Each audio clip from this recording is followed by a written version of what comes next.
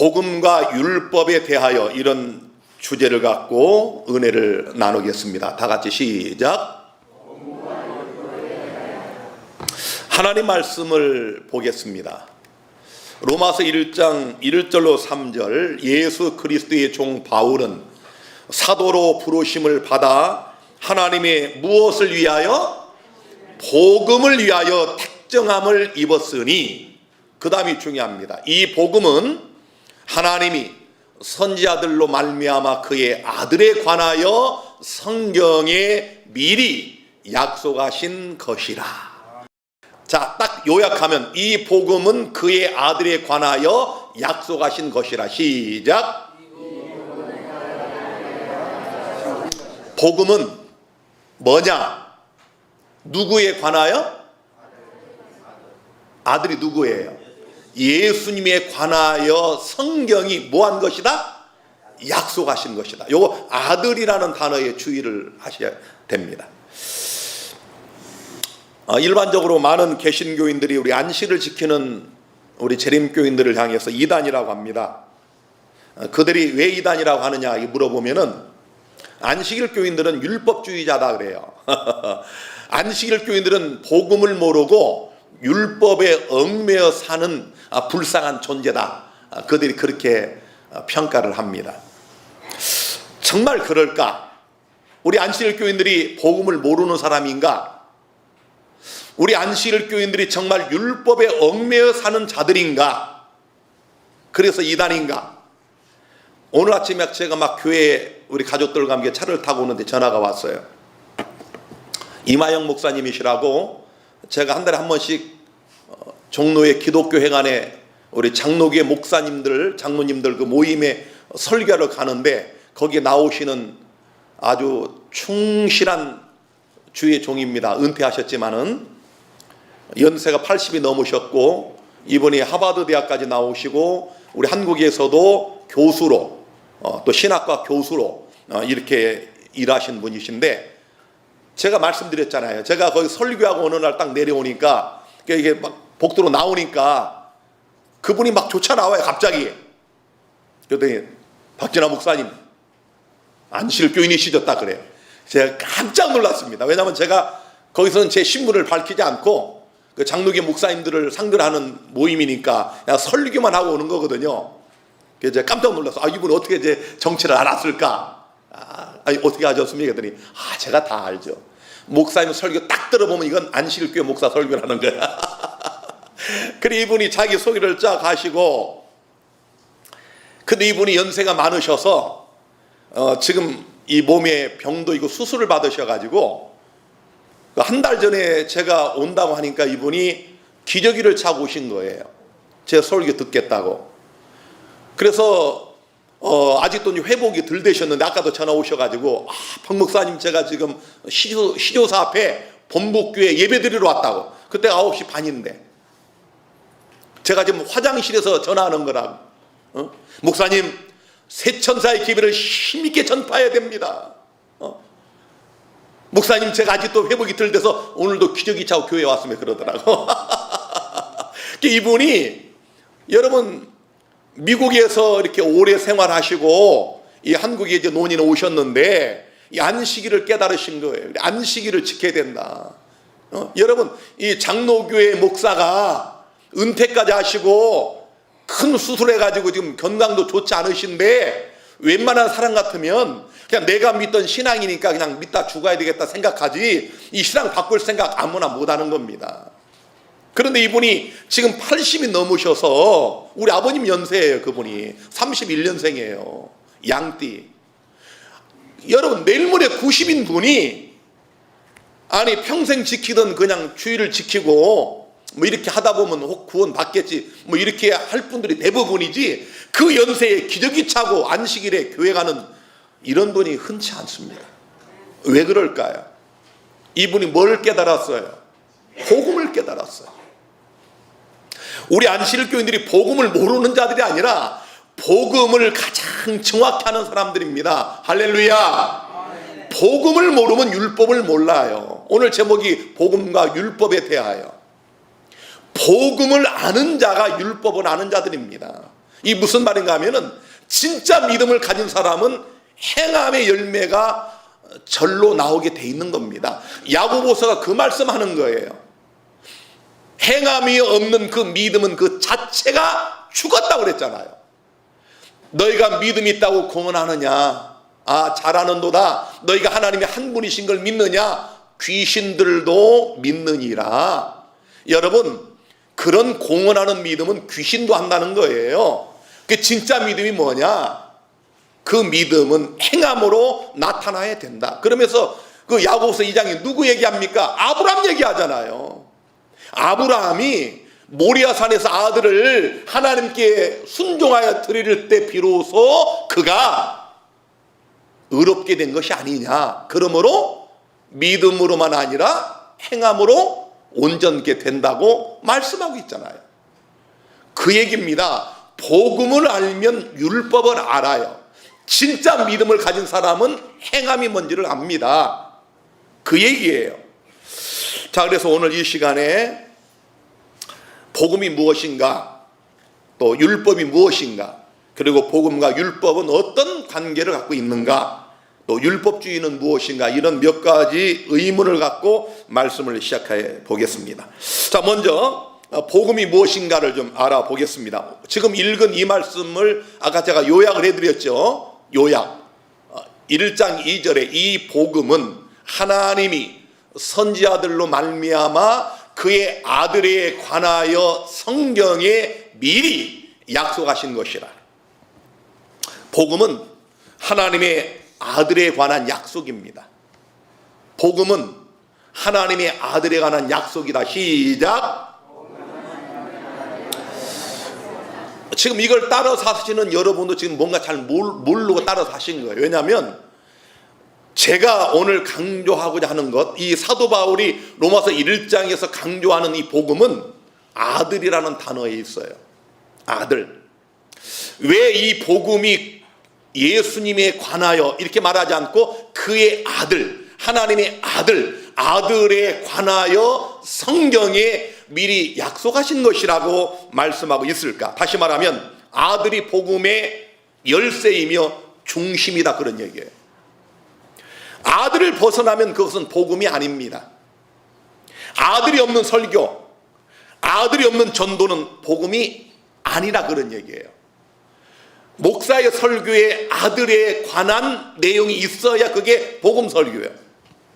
우리가 전도할 때 이 아들이 들어가야 그게 진짜 전도예요. 자, 그렇다면 우리 예수님이 아들이 되신 이유가 무엇인지를 좀 보겠습니다. 여러분, 로마서 1장 3절에 이 아들로 말하면 육신으로는 다윗의 혈통에서 나셨고, 이제 중요한 얘기를 합니다. 여러분, 예수님 본래 누구시라고 배웠어요? 우리가 삼위일체를 믿죠. 오늘 우리 아까 부른 찬송가에도 그 삼위 하나님 나오잖아요. 자, 예수님은 본래 신분이 뭐예요? 하나님이셔요. 예수님의 본래 이름이 뭡니까? 여호와입니다. 자, 이사야 9장 6절에는 이 아들 하나님이 본래 기묘자여 모사여 전능하신 하나님이요 영존하신 아버지요 평강의 왕이다 그랬어요. 예수님은 본래 영존하신 창조주 하늘 아버지예요. 그런데 이런 창조주 하나님, 이 하나님이 어떻게 아들이 되셨나? 다시 말하면 전능하신 하나님, 영존하신 아버지, 평강의 왕인 여호와 하나님이 아들이 되신 그것이 뭐다? 복음이에요. 자, 여러분, 여기 지금 로마서 1장 3절에 아들에 관하여 약속하신 것, 그게 뭐냐? 이 아들로 말하면 육신으로는 다윗의 혈통에서 나셨다. 여호와이신 하나님이 이 땅에 아기로, 아들로 태어나신 그 약속, 이게 복음의 중심이라는 얘기예요.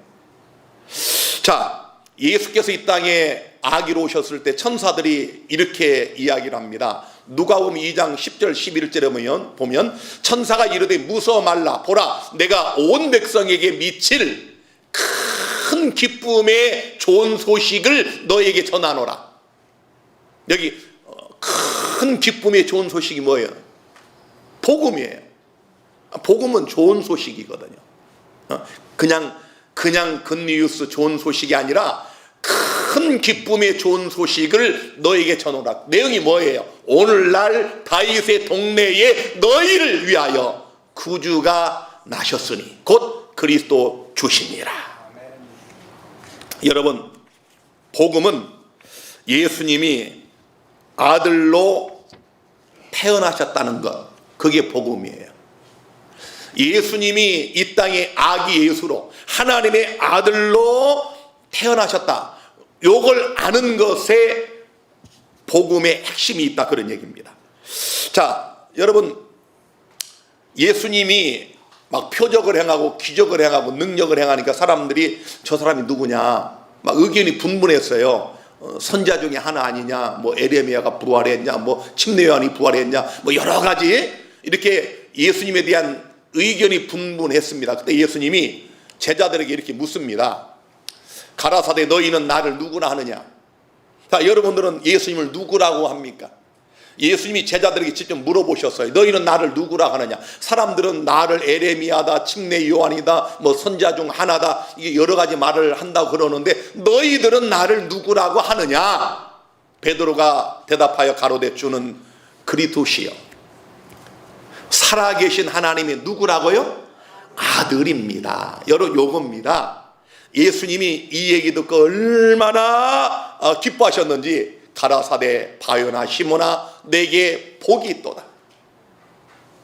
이를 알게 한 이는 혈육이 아니요 하늘에 계신 내 아버지시니라. 야, 여러분, 예수님이 너무너무 기뻐하셨어요.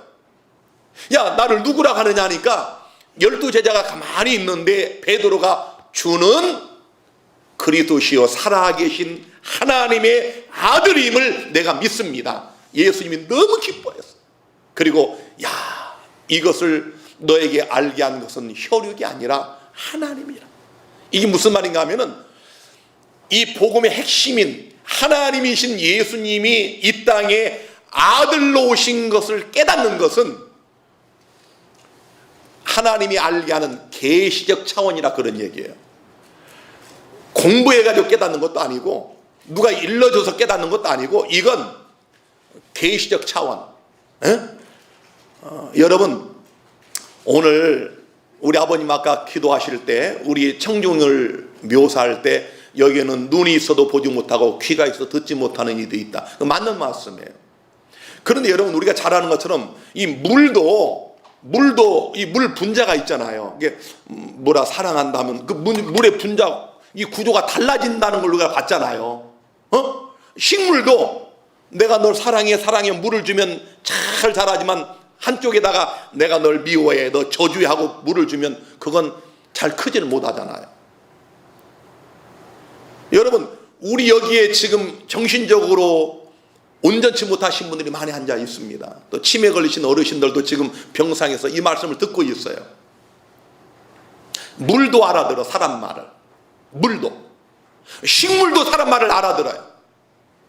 제가 오늘 무슨 기도하는지 아십니까? 하나님, 오늘 이곳에 있는 모든 이들의 말씀을 잘 알아듣지 못하는 이들의 유전자를, DNA를 하나님께서 터치하셔서 오늘 이들이 주의 음성을 듣게 해달라고 제가 기도했어. 여기 또 우리 TV 앞에서 예배 드리시는 많은 분들 중에 정신이 온전하지 못하고 치매에 걸렸지만 믿음을 갖고 하나님께 나온 사람들은 하나님이 이 말씀을 알아듣게 하시는 거예요. 할렐루야. 하나님이 알아듣게 하시는 거예요. 그래서 여기 뭐 병들고 뭐 치매 걸리고 정신 환자들이 뭘 알아듣겠나? 그 사람의 생각이야. 우리 예수님께서 이 땅에 계실 때 예수님께 온 자들이 다 그런 자들만 왔어요. 사여 손가락질하는 사람들, 죄인과 세리들, 장기들. 예수님은 그들의 친구라고 별명이 붙었어요. 예수님을 찾아온 자들이 그들. 이 땅에서 종교 지도자들, 바리새인들, 사두개인들, 여러분들 대제사장, 제사장들, 레위인들, 소위 배웠다고 그 당시에 선생이라고 일컫는 그들은 정작 예수님 말씀을 못 알아들었고 예수 말씀을 알아들은 자들은 창기, 세리, 죄인들, 못 배운 갈릴리 어부들, 이런 자들이었어요. 각색 병든 자들.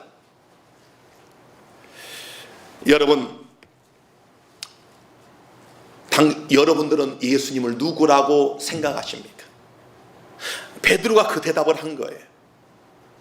주는 살아계신 하나님의 아들입니다. 시작.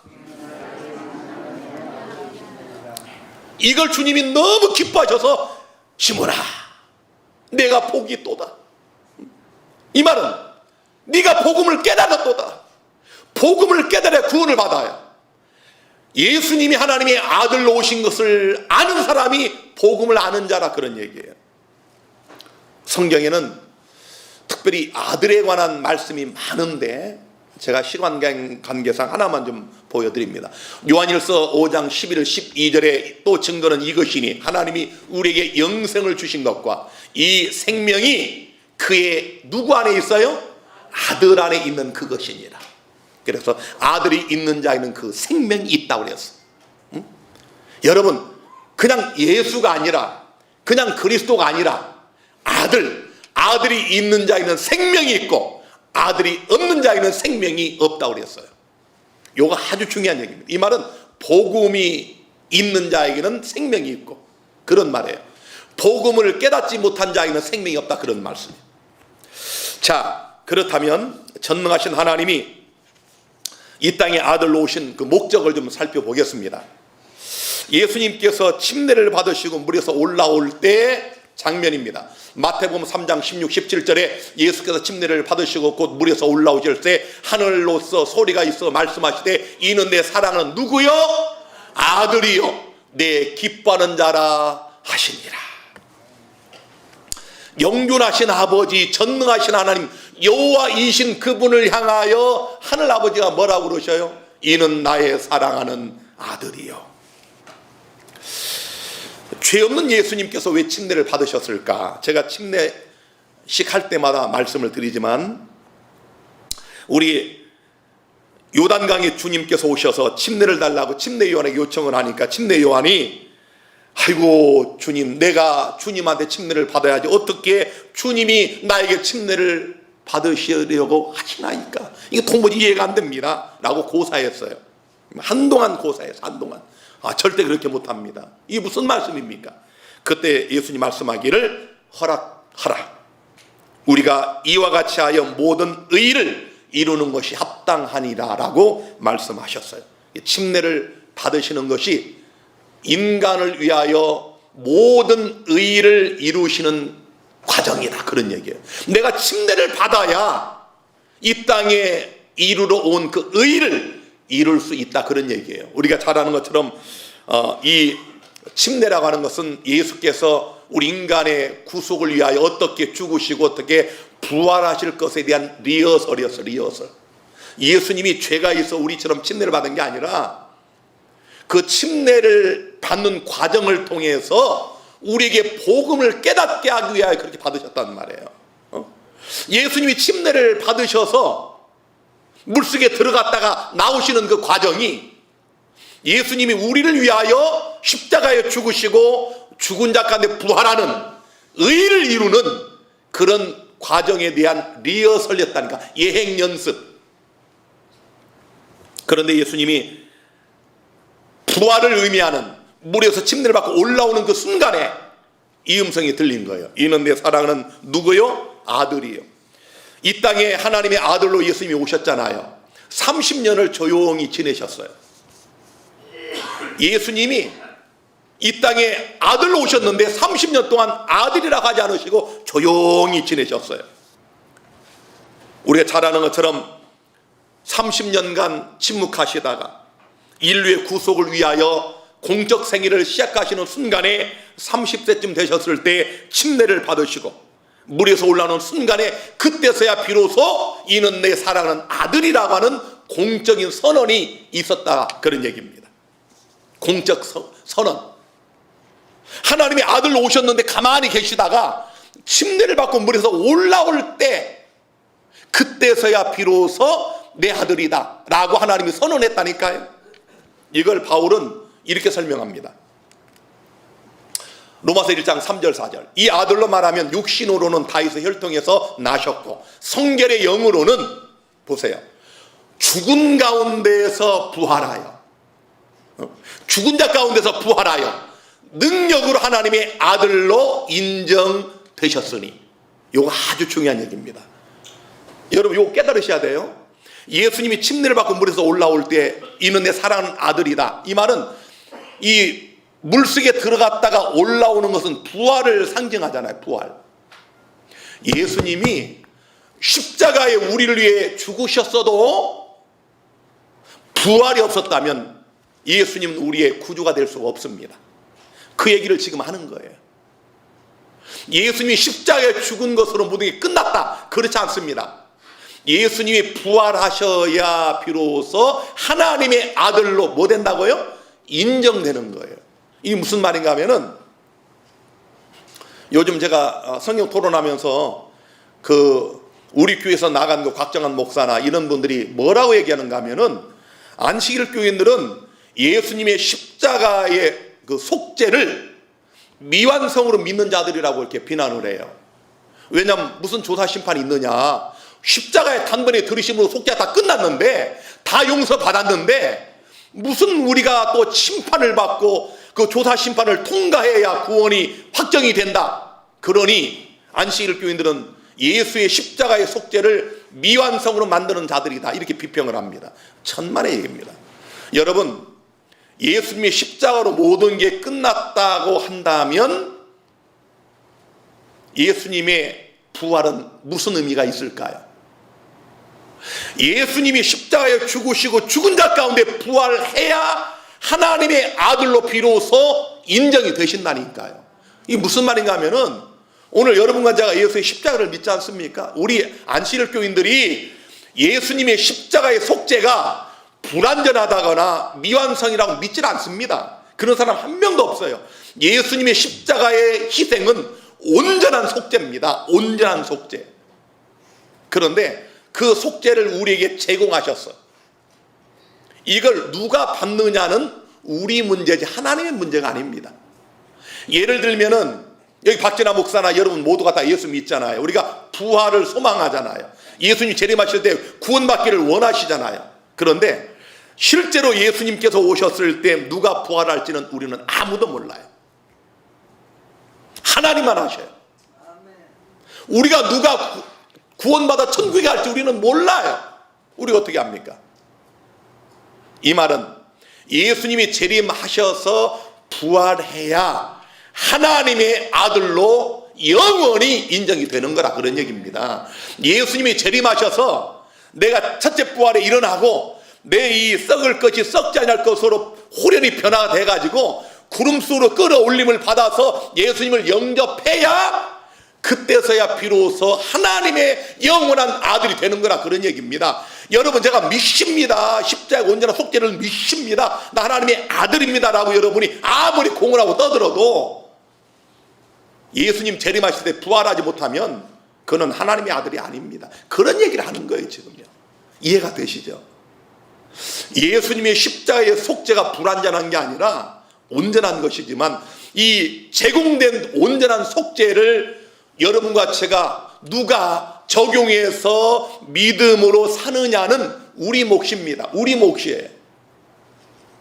우리는 모르지만 하나님은 아시는데, 공유로우신 하나님께서 아무도 모르게 쥐도 새도 모르게 누구는 구원받고 이걸 결정하는 게 아니라 온 우주 앞에 공정하게 누가 과연 부활할 수 있을지, 부활에 합당한지, 누가 과연 천국에 들어갈 수 있을지를 책들을 펴놓고 하는 그 심판을 우리는 소위 조사하여 심판하기 때문에 조사 심판이라고 그러는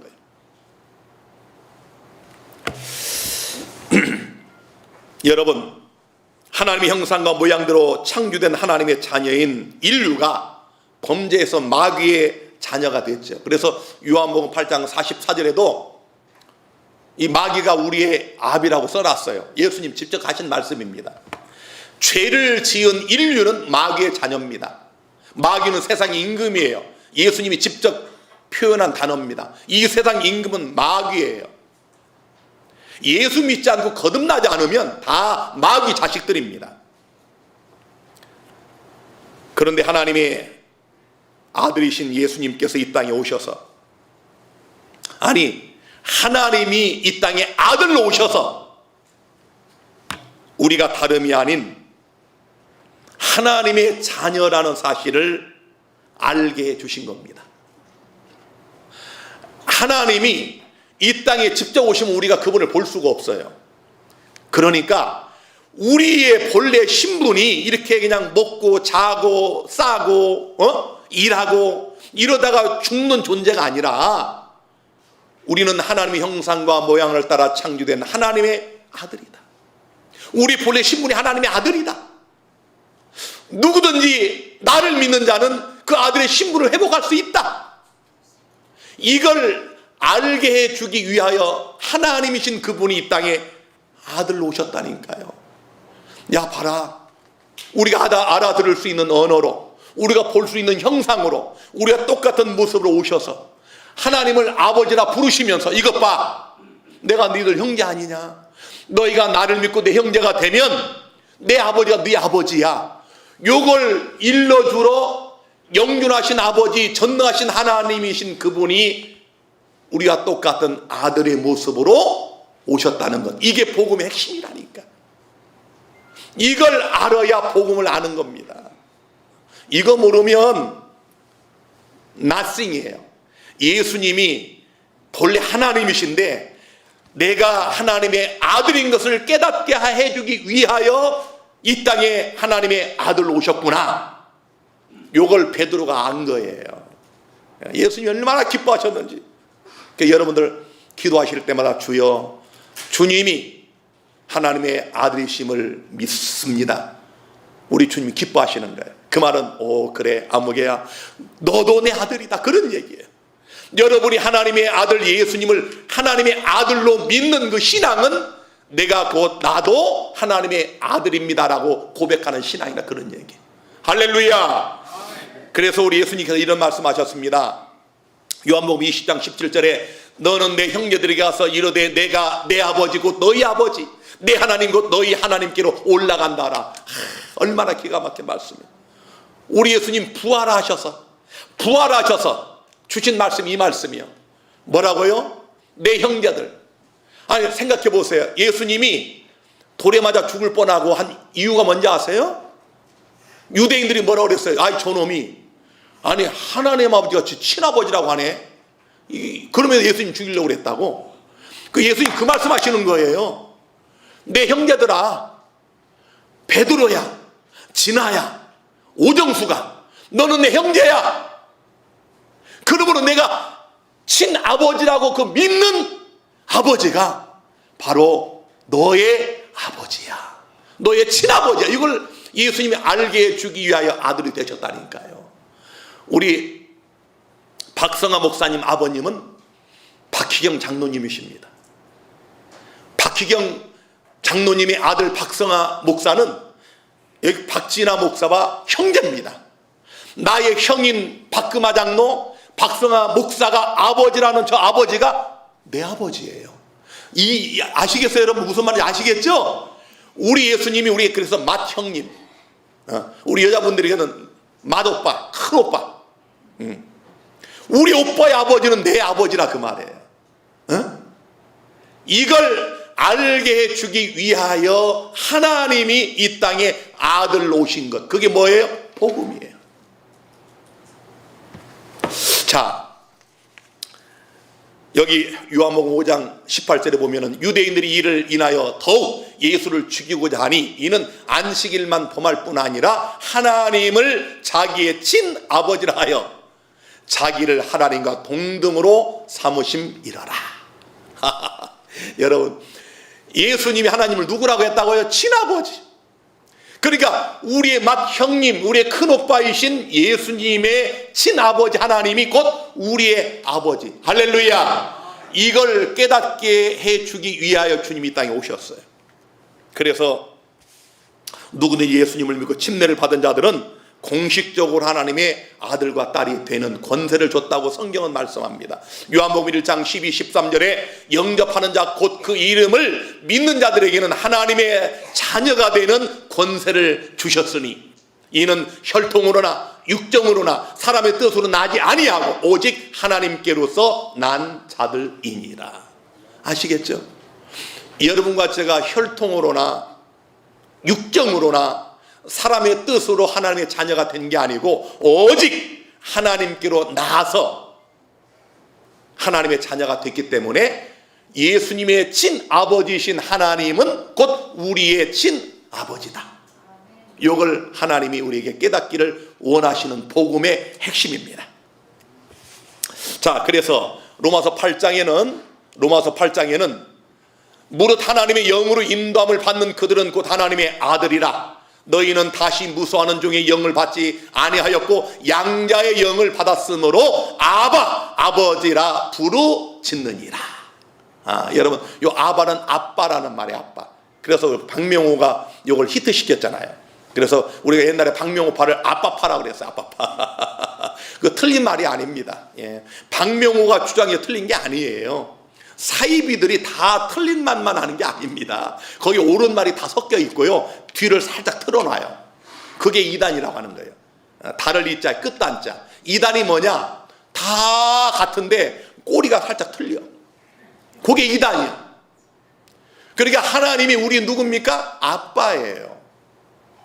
저는 우리 은별이, 준별이, 참별이가 저를 아빠라고 부를 때마다 참 기분이 좋아요. 그냥 아빠 하면 기분이 좋아. 저는 어려서 우리 여기 계신 아버지를 아빠라고 불러본 적이 없어요. 우리 옛날 그때 금산 그 촌동네는 아빠가 어디 있어. 아빠가 큰일 나요. 아빠면 그때는 그냥 항상 아버지, 좀 그러면 아버님 이렇게 해야지. 아빠가 어디 있어. 아빠가. 근데 여러분, 아빠가 좋아요? 아버지가 좋아요? 우리 애들한테 야, 참비는 오늘부터 나를 아버지라고 불러라. 그럼 제가 안 할 겁니다. 어색하잖아. 뭔가 아빠, 뭔가 아주 정감 있잖아. 정감. 응? 우리 예수님이 여러분 돌아가시는 순간에 아바 아버지라고 불렀어요. 야, 이거 중요한 겁니다. 예수님이 십자가에 돌아가시는 그 순간에 뭐라고요? 아빠 아버지라고 불렀어요. 야, 놀라운 사실. 그러니까 침례받을 때라든지 십자가에 돌아가실 때라든지 부활하신 직후에라든지 예수님이 강조하고 하나님이 강조한 게 뭐예요? 에? 하나님은 우리의 아빠 아버지다. 우리는 하나님의 아들이다. 요걸 가장 중요할 때마다 성경에 기록이 되어 있어요. 놀라운 사실 아닙니까? 왜요? 이것이 복음의 핵심이기 때문에. 그래서 여러분이 기도하실 때 아빠 이렇게 해도 괜찮아요.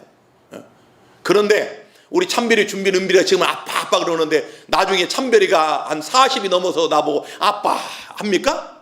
안 하잖아요. 우리가 그 아버지 그러잖아요. 크면 다 아버지라고 그러잖아요. 그러니까 우리가 꼭 아빠 한다고 해서 뭐 하나님이 기뻐하시고 그건 아닙니다. 다만 이 얘기는 하나님이 우리의 친아버지, 우리의 친아빠 되심을 강조하는 표현이다, 그런 얘기입니다. 자, 그래서 우리 예수님이 이런 말씀을 하셨어요. 누가복음 4장 43절에 보면은 예수께서 이르시되 내가 다른 동네에서도 하나님 나라 복음을 전하여야 하리니 나는 이 일로 보내심을 입었노라 하시고 갈릴리 여러 회당에서 전도하시더라. 예수님의 사명은 복음을 전하는 것이었습니다. 그 복음이 뭐예요? 내가 하나님이 누구로 왔다? 아들로 왔다. 하나님은 나의 누구다? 친아버지다. 이 복음을 전하기 위하여 내가 왔다라고 주님은 말씀을 하시고요. 사도 바울도 이런 얘기를 합니다. 사도행전 20장 24절에 나의 달려갈 길과 주 예수께 받은 사명 곧 하나님의 은혜에 복음 증가하는 일을 마치려 하면은 이거예요. 나의 생명을 조금도 귀한 것으로 여기지 아니하노라.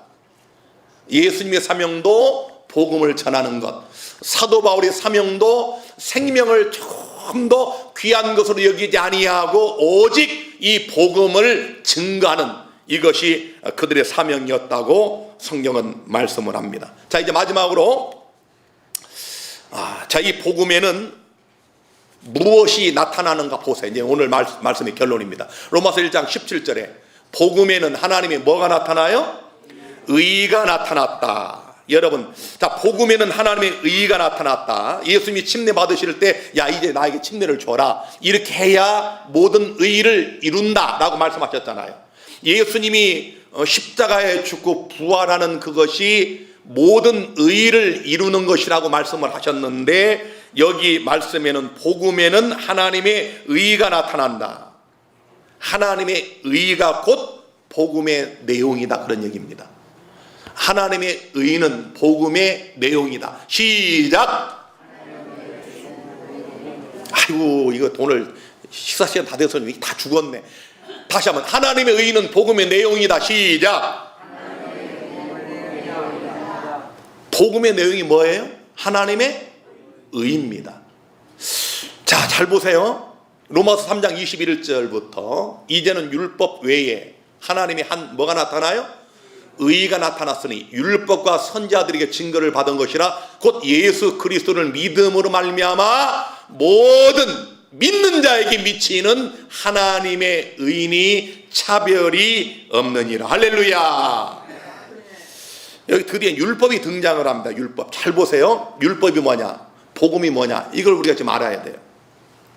왜냐하면 일반 개신교인들이 우리를 향해서 안식교인들은 이단이다. 왜냐하면 저들은 율법만 한다, 이거. 율법만. 이 사람들은요, 율법과 의가 배치되는 것으로 오해를 하는 거예요. 믿음과 행함은 절대 배치되지 않습니다. 믿음의 결국은 행함입니다. 요 관계를 모르는 거예요. 여러분, 우리가 마음으로 믿어 의에 이르고 입으로 시인하여 구원에 이른다고 로마서에 말씀했죠. 마음으로 믿어 의에 이른 이것이 입으로 시인이 돼야지. 이 말은 마음으로 진짜 믿은 사람은 입으로 시인하게 돼 있다, 그런 얘기예요. 응? 여러분, 진짜 예수 믿는 사람은 어디 가나 당당하게 예수님을 자랑해야 돼요. 나 예수 믿는 사람이다. 응? 아니, 어떤 사람이 이번에 토론을 하다 보니까 해물과 돼지고기 이런 거 먹으면 뭐가 문제냐고 그래요, 안식일교인이. 제가 그거 문제입니다. 하나님이 먹지 말라, 가정하다 부정하다라고, 가정하다 부정하다라고 선언하신 것을 먹으면 죄입니다. 그 죄는 멸망입니다. 그랬더니 이분이 하는 얘기가, 그러면 구원과 관계없다는 거예요. 자기는 그런데 안 먹는데요, 그런 것들 안 먹는데요. 참 이상하죠? 아니, 해물 먹고 돼지고기 먹고 이게 죄도 아니고 구원과 관계없는데 왜 안 먹어? 그래서 드시라고 그랬어요. 그러면 그게 위선자 아닙니까? 아니, 죄와 관계없고 구원과 관계없으면 먹으면 무슨 문제가 있습니까? 먹어야죠. 근데 먹지도 않으면서 그건 죄도 아니고 먹어도 된다, 이거야. 자기는 어디 가가지고 누가 그거 왜 안 먹냐고 물어보면, 그런데 또 나는 알레르기가 있어 안 먹는다고, 나 본래 안 좋아한다 그런다는 거예요. 그래서 내가 왜 그런 거짓말하고 사냐고 그랬어요. 여러분, 제가요, 이게 우리 친구들을 만나서 그런 거, 이게 야, 진아 이거 왜 안 먹냐 하면, 나는 종교적인 이유로 안 먹어. 아무 말 안 합니다. 당당하게 말하세요. 아이고, 나 본래 안 좋아해요. 이런 거짓말 하지 말고, 당신이 돼지고기 왜 안 먹습니까? 나요, 성경이 먹지 말아서 안 먹습니다. 그러면 끝나는 거예요. 그 사람들이 내 뺨을 치겠습니까? 뭘 하겠습니까? 아무 문제 없어요. 괜히 지레 겁먹고 거짓말 하는 거예요. 우리 신앙은 당당해야 돼. 응? 우리가 여러분 가진 신앙을 부끄러워하지 마세요. 예수님 말씀하기를 네가 이 땅에서 나를 시인하면 나도 너를 시인하겠다고 그랬어요. 아시겠어요? 우리가 마음으로 믿은 것을 입으로 시인하지 않으면 가짜입니다. 그 얘기하는 거예요. 그 얘기하는 겁니다. 자, 그 다음 말씀 볼까요? 모든 사람이 죄를 범하였으며 하나님의 영광이 이르지 못하더니 그리스도 예수 안에 있는 구속으로 말미암아 하나님의 은혜로 값없이 의롭다 하심을 얻은 자 되었느니라. 자, 이게 여기 이제 율법이 등장하고 하나님의 의가 나타납니다. 놀라운 것은 이 하나님의 의란 죄인을 값없이 은혜로 의롭다고 하시는 하나님의 선물이라고 그랬어요. 하나님의 의가 뭐냐? 우리 같은 죄인을 아무 조건 없이 그냥 의롭다라고, 예수님 때문에 의롭다라고 하나님이 인정하시는 선물이라고 그랬어요. 선물은 공짜입니다. 선물 주며 돈 받는 사람 아무도 없습니다. 하나님이 여러분이 예수를 믿기 전에 우리를 위해 창세전에 죽임당한 어린 양 예수 때문에 우리 모두를 의롭다라고 온전한 속죄를 제공하셨어. 이걸 누가 받느냐는 우리 몫이라니까요. 우리가 구원 못 받는 것은 예수님의 십자가의 속죄가 불완전하기 때문에 못 받는 게 아니라 우리가 그걸 안 받아들여서 못 받는 거예요. 여기서 우리가 확실하게 할 수 있는 게 하나 있습니다. 죄인이 의롭게 되는 것은 율법이 낄 자리가 0.001%도 없다는 거 아시겠어요? 안식일을 지켜서 의롭게 될 수가 없습니다. 부모를 공경하고 도적질 안 하고 살인하지 않고 간음하지 않아서 의롭게 될 육체가 아무도 없어요. 예수 안 믿어도 간음하지 않고 사는 사람 있습니다. 예수 안 믿어도 살인하지 않고 사는 사람 많습니다. 무슨 말인지 아시겠어요? 우리가 율법을 지켜서 의롭게 되는 게 아니라니까요. 우리가 의롭게 되는 유일한 근거는 오직 예수밖에 없습니다. 할렐루야. 예수님이 우리를 위해 죽으셨기 때문에 그 사실 때문에 하나님이 우리를 의롭다라고 칭해 주시는 거, 그걸 칭이라고 그래요. 자, 그런데 안식일을 지켜야 의롭게 된다, 11주를 내야 구원받는다, 이게 율법주의입니다. 아시겠죠?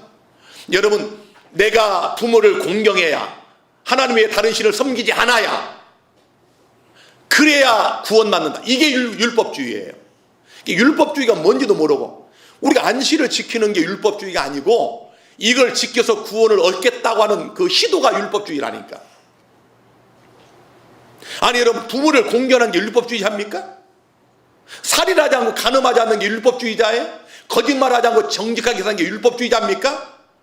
아니라고 대답해 저들이. 그런데 왜 안식일을 지키는 것 하나 때문에 우리를 율법주의자라고 할까요? 로마서 1장 16절 봅니다. 내가 복음을 뭐하지 아니에요? 부끄러워하지 아니하노니. 여러분, 이 복음 부끄러워하지 마세요. 당당하세요. 어디 가서 어디 교회 다니면 당당하게 나는 재림교인입니다. 당당하게 복음을 부끄러워하지 아니하노니. 이 복음은 모든 믿는 자에게 구원을 주시는 하나님의 능력이라 그랬어요. 여러분, 복음이 뭐냐? 믿는 자에게 뭘 주시는? 구원을 주시는 하나님의 능력이라. 여러분, 많은 사람이 그런 얘기합니다. 야, 구원받기 힘들어. 참 예수 믿기 힘들어. 그게 왜 그런지 아세요? 하나님이 주시는 구원을 자기가 받으려고 하는 게 힘든 거예요. 복음은 다른 거 없습니다. 모든 믿는 자에게 구원을 주시는 하나님의 능력이라. 여러분, 이 하나님의 능력을 믿으시고 받아들이시게 되기를 바랍니다. 여러분이 이 복음의 능력을 받아들이면 그 능력을 통하여 안식일을 지키고 거짓말하지 않고 살인하지 않고 도적질하지 않고 간음하지 않고 탐내지 않고 하나님의 다른 신을 섬기지 않고 우상에게 절하지 않고 여호와 이름을 망령되이 일컫지 않는 삶을 살 수가 있는 겁니다. 복음의 능력은, 복음을 믿는 사람은 하나님의 계명에 대한 순종의 삶을 살게 돼 있어요. 예수님 말씀하기를 너희가 나를 사랑하면 나의 계명들을 지키리라. 사랑하는 여러분, 이 복음의 능력을 체험하셔서 아무쪼록 우리 모두가 하나님 말씀에 순종하는 아름다운 열매를 맺는 삶을 사시게 되기를 주의 이름으로 축원합니다.